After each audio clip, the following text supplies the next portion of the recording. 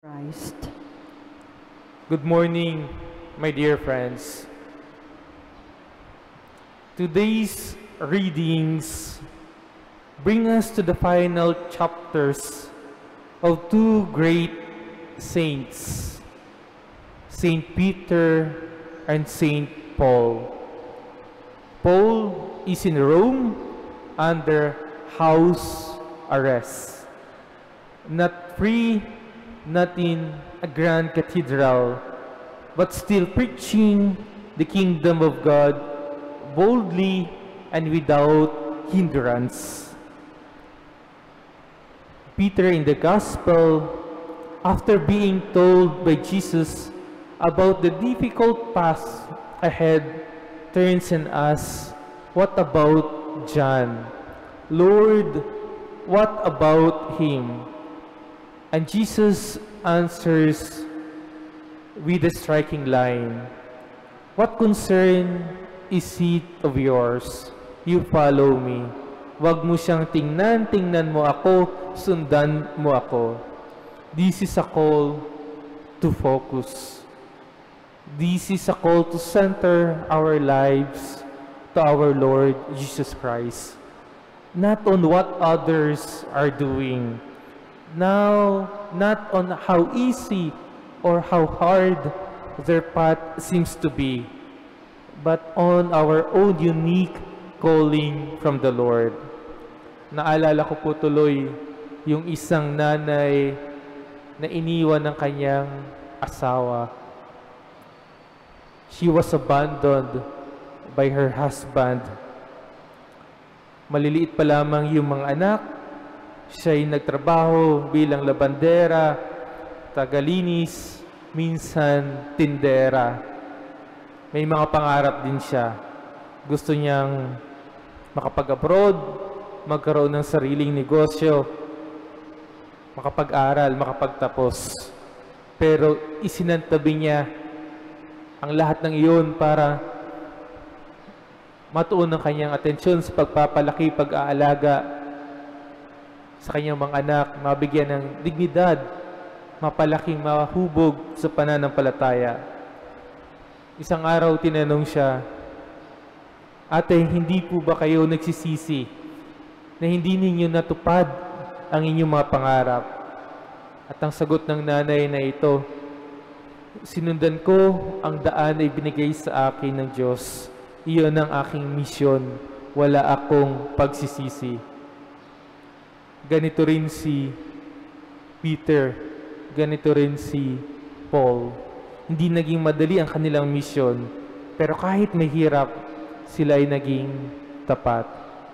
In the first reading, Paul welcomes everyone who comes to see him and teaches them about Jesus. My dear friends, think about that. He is literally a prisoner, but he is still proclaiming the kingdom of God.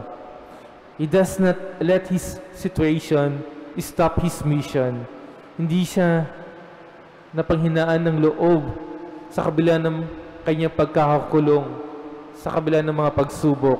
Pinili pa rin niyang maglingkod. And there are people like that in our lives.